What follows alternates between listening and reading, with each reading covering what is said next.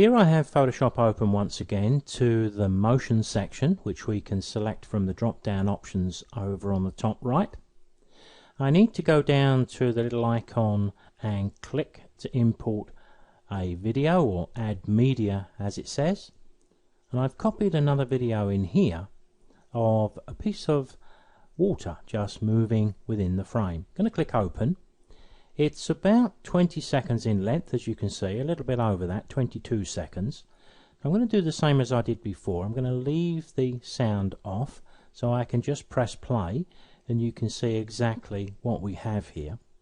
Sometimes it's nice to have a little bit of water like this just playing in the background, because remember, with Pictures-to-Exe we can always have still images playing over a video or vice versa. So what I'm going to do here is maybe take about 10 or 15 seconds of this video. Now, as you probably saw with that little preview, there's not a great deal to choose between one section or another. So if I want to trim from the end, if I just move my cursor to the end, I can drag this back to around about 15 seconds. And if you look at that little window that's popped up, you can see that I can get it accurate if I want to.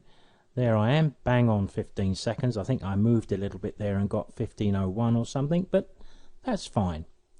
Let's put the cursor back at the start. So we've selected the piece of video that we want to use. Let's go to the thumbnail, and what we need to do is to right click.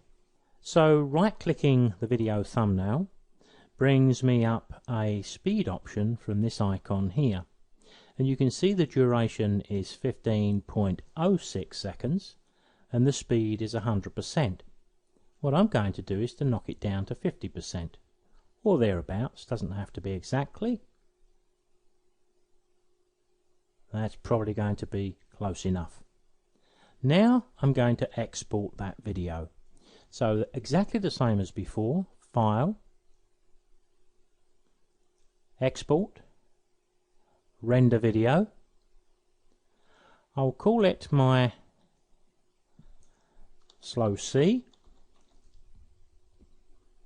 It's going into the right folder, but I would need to click and navigate if I was working with another project. But once again, everything else here is just as I need it, no changes necessary. So I'm just going to click to render that 15 seconds of video. The spinning round of the screen indicates that I've brought you into Windows Explorer so we can look at the file. There's the original, it was 1238, so the original was 100 megabyte.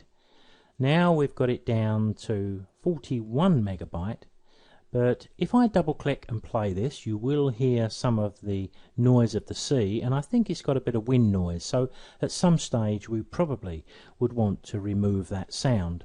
Whether we do that in Photoshop or we choose to do that in Pictures-to-Exe, it doesn't really matter.